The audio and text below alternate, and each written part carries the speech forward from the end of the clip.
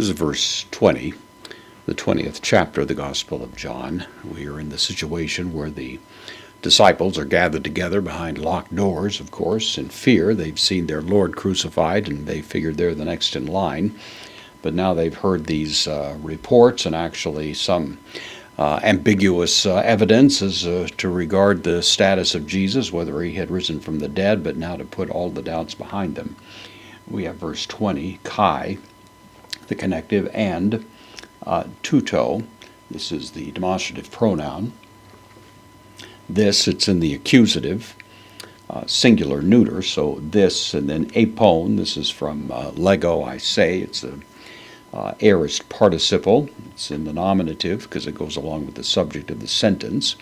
It's the aorist active participle, masculine singular nominative. And so having said this, and then adexen from deknuo, it means to show, to display something. The word indicate actually is derived from this word.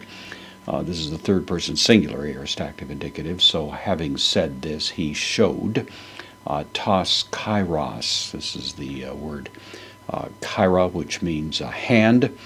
This is the plural. It's the accusative of the feminine noun here. So having said this, he showed the hands.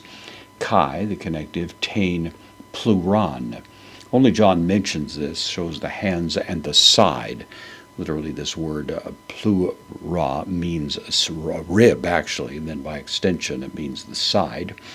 John is especially interested in this. You recall earlier he'd said that from the side flowed blood and water, and so this is his reminder of it. The other accounts of this say he showed his hands and his feet. He probably showed all three, but at this point John wants to fixate especially on this particular aspect of the effects of the crucifixion. So having said this, he showed the hands and the side, autois. This is the indirect object. It's to them, dative plural, masculine. Ekarison, from kairo, to rejoice. I rejoice is the meaning of this, third person plural.